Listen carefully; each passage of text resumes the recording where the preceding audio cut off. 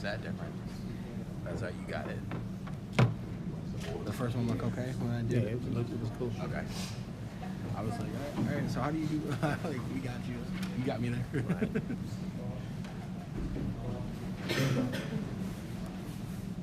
Yeah, Coach, before we begin, can you tell us the players? Sure. This is number 11, named Marshall, number 71, Carroll, and number 19, Chase Williams. We are captain. Okay, you want to grab the mic, and Coach, can you start out with just a general statement about the game, and then we'll go to questions? Obviously, it didn't turn out the way we had hoped, but I have nothing but pride for how hard our team played and how much they put into getting us here. They've set a new standard for Blue Carroll football that will never be forgotten.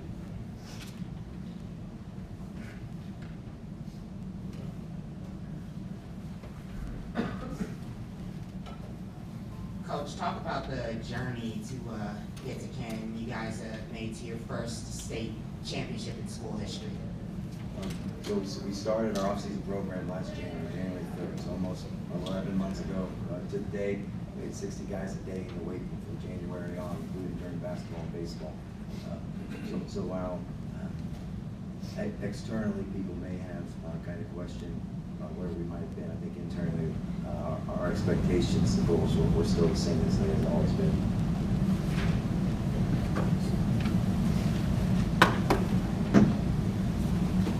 Coach, you've got a lot of young guys, especially off that experienced offensive line, outside the offensive line.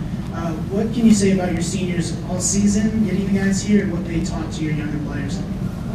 They've set the standard from day one. The way Kale's a baseball guy, so even during baseball season, before practice, Kale's sitting in the weight room just with the team, and as we're lifting, knowing that he's going to baseball practice. Right after that, Andrew and Chase have been leaders the whole time through. So in terms of their impact on the young guys, that they understand now the preparation, both physically, mentally, and then even in the leadership way, what it takes to get here. Coach, you guys have been able to run the ball all season long. You only had 69 rushing yards tonight. Was there anything that Canfield presented defensively that you were surprised about, or what, I guess, limited you guys in the ground? I don't know if we were surprised. We were just struggling to establish what we had normally done. And then when we got behind, then we had to kind of change gears a little bit. I mean, all year long, I know those rushing yards are what they are, and we did run the ball a lot, but we kind of knew that if we got into a situation like this, we really could get into what you saw later on with our 10 to 20 personnel stuff. So it was more trying to take advantage of what they were presenting to us versus trying to just keep pounding away. Yeah, Andrew, in the same vein, I just wondered, you play some offense, and you know, times I've seen you guys have just imposed your will physically on the other team. Their defense, what enabled them defensively to keep you guys from racking up the rushing yards, moving the ball down the field, particularly the way you did against Typically in the state semis? They were really physical, and they when we were running, I knew who was going to just beat us off the ball and control the line of scrimmage.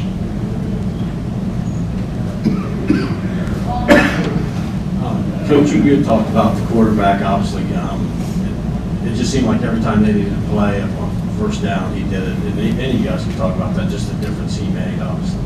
Obviously, he's the guy. And we knew that coming in. But if you look at the stats, I'm assuming that's what you guys have in front of you. If you look at the stats, look at the third down conversion, look at their third down conversions versus ours.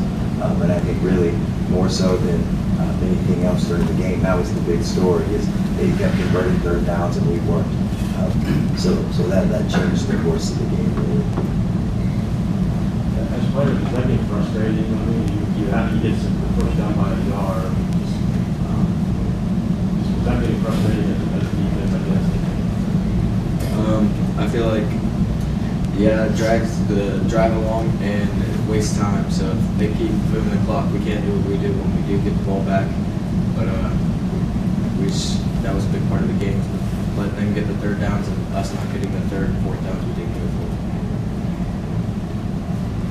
Coach, you guys feel like you guys sorry, did you guys feel like maybe you got beat your own game a little bit, except they were kind of mixing a little more pass than you guys normally do? I wouldn't say I felt like we got beat in our game. I mean, they had shown on film they were 65+% run, and most of the time that stretch look. So what we were trying to do is set the edge, and what they did is they established the edge better than we did tonight. I wouldn't say they beat us their own game, because that's not really their game. Their game is trying to get to the corner and get around and let 12 do his thing, and they were able to do that. They like that run pass option so much, and obviously you being probably run more than he would pass. What made him so difficult to bring down? He just such a physical runner? I think they blocked it really well. I thought their H-back, fullback, I think they set the edge really well. So when we were running and then running to the ball, but they had stretches so wide that creates the seams, and that was hard to plug up. And make no bones about it, I won't take anything away from that. That was a heck of a game plan and a heck of a team. And 12's going where he's going because of his talent. Coach McKinney, Keno Sultan here with C-Town Radio. Your team had the momentum going into the intermission on a 3-yard touchdown, coming out 14-7. However, an interception kind of took you guys out of range. Would you say that turned the game completely against you in that second half after that?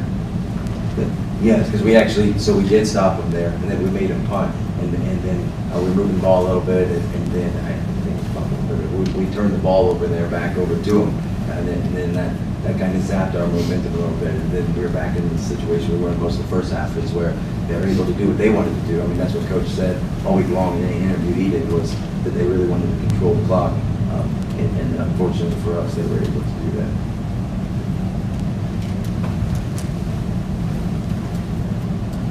Neil Monovan with the Tribune Chronicle and the Vindicator. Mark Lowry, the quarterback, had all 5 of their touchdowns. You know, with a player of his caliber going to a T1 school, what was just your impression of him, seeing him in person for the first time? And just what was how difficult was he to kind of prepare for, just defensively, dramatically? I was a football player. I don't think there's any question about that. I think he had, as before to the 90, he had 3,200 yards in the season. So we knew to be able to be successful in this game that we had to try to limit him. I don't think anyone would sit here and say that we thought we could stop him per se, but we were trying to limit the big plays. And the one that I think really hurt the most was the throwback pass to him, and that to me is where it really changed the true momentum of the game at that point. Anybody else? All right, thanks guys for being here.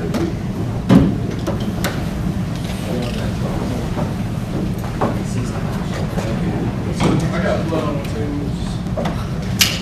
You got new lips.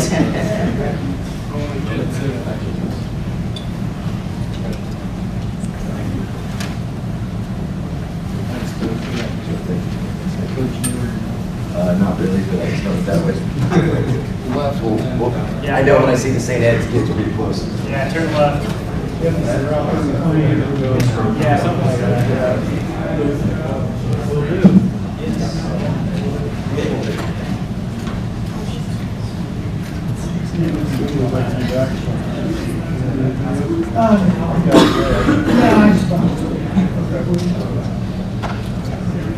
Who showed up?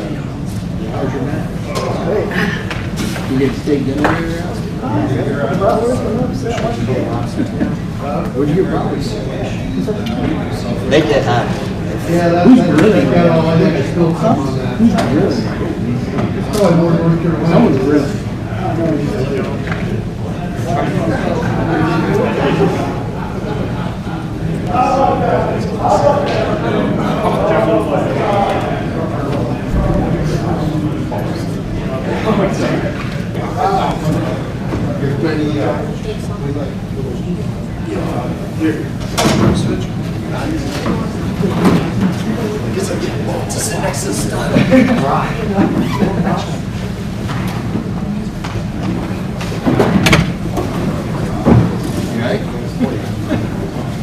Test.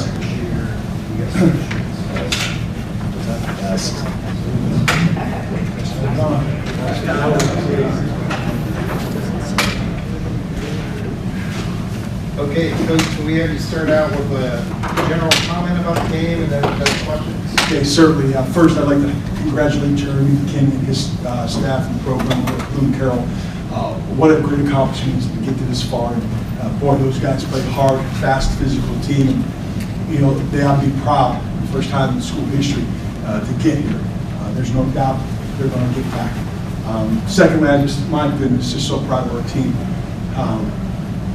You know, I set a goal at the beginning of the year to get the regional title. It was never to beat Charlotte, but to win a regional championship. And once that got accomplished, they set their goals a little bit further down the road. Halftime, 14-7. Bloom Carroll's got all the momentum in the world, scoring there at the end of the half. We talked about in any football game, let alone a championship game, you got to overcome adversity. And our guys did that. I thought we played championship football on offense, on defense, and on special teams in the second half. And these guys here, we talked all week long about just playing a football game. It's a football game. If you play a football game, at the end of 48 minutes, you're going to be happy with the outcome, whether we win or lose. But obviously, we're ecstatic with the outcome today. Talk about how big this is, because not only did you guys get your first state championship, but also South Range got their first championship. Yeah, we're so excited for Dan Yeagley and South Range Raiders. Those guys, again, like our guys, you know, put a lot of work in behind the scenes. And they showed up here in Canton, and we were fortunate to go out and watch the last 2 minutes of that ball game. And congratulate Dan and his staff and his team, and then to follow up with our effort.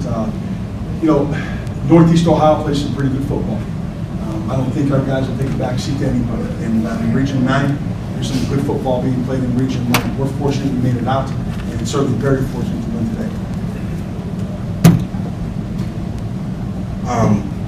Brock, my question to you, was this something that you kind of envisioned going into your senior year, you going to Indiana and leaving up on top and bringing home Canfield's first state title? Yeah, after my commitment, really, it was just all about this Canfield team now. And our whole goal is just win state championship, even though we say take it a week at a time. The ultimate goal is to win state championship.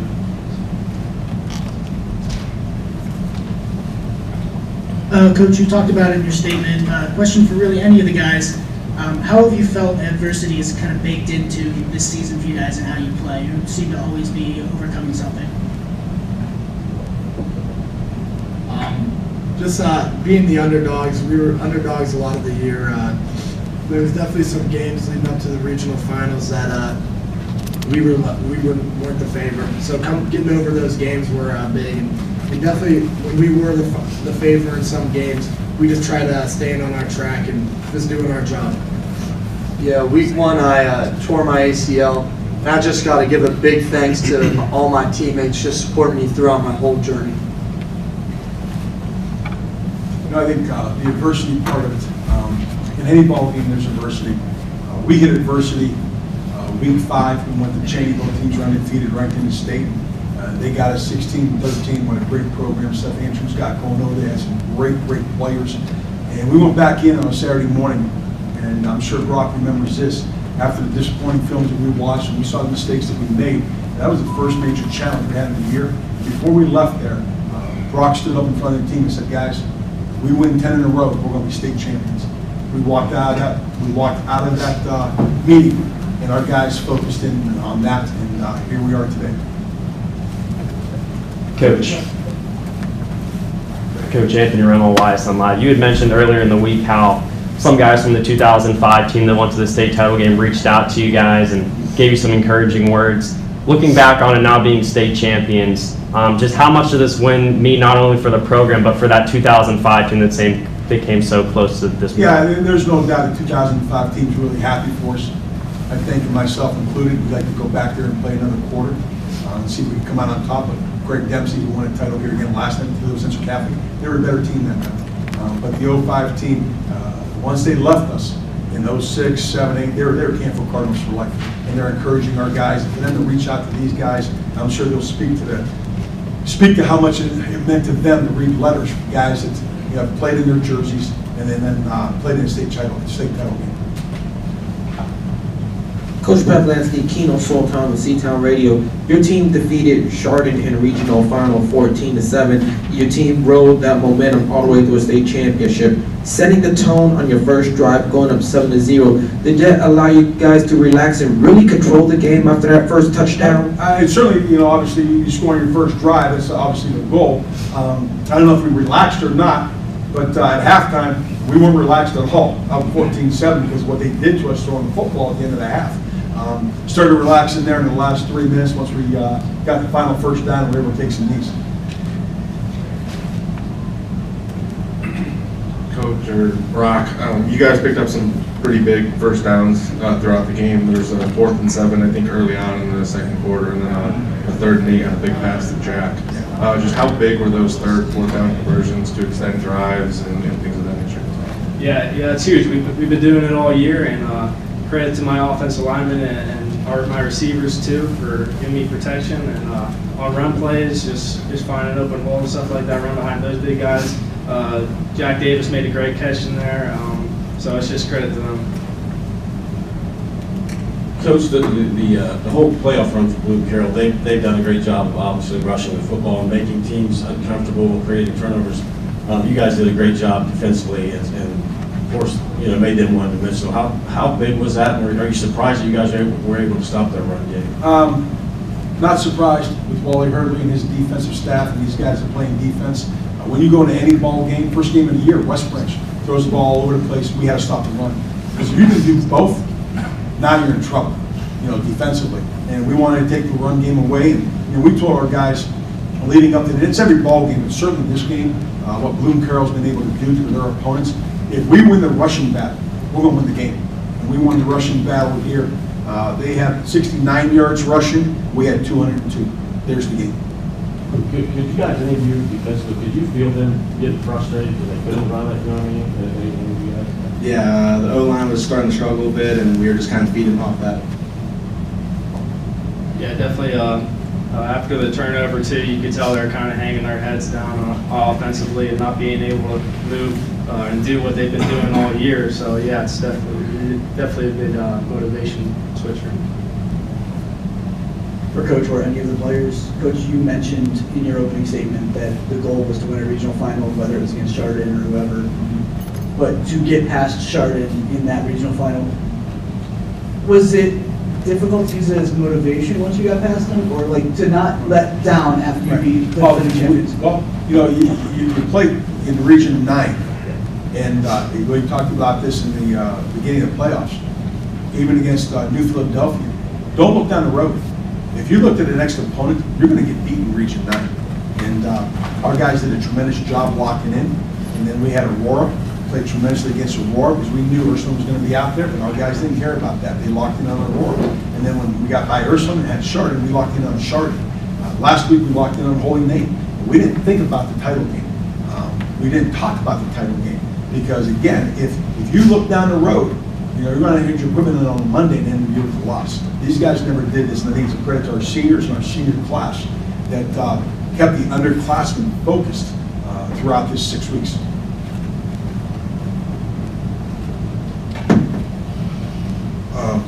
Coach and Brock, you can also answer this as well. Just first of all, walk me through with that trick play that you guys made. And Brock, would that be of all the 5 touchdowns you scored? Would that be your favorite? 100%. And it was my favorite because the kid who threw it to me, Paul Dennis. We practiced it about 3 times, and I think Paul messed it up all 3 times. True. We did it on a limb, and it ended up working out. Was Andre inspiration there?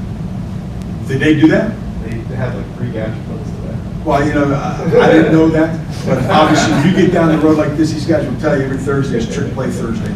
And we start the game, we start practice every Thursday with our multitude of trick plays. And it just felt right. At the end of the 3rd quarter, we were running outside zone so well. And we noticed the backside was chasing a little bit faster maybe than they should have. And you know, got the ball in there because he's not normally the tailback. He's our backup quarterback, and you know, told me, hey, listen, make it look like outside zone.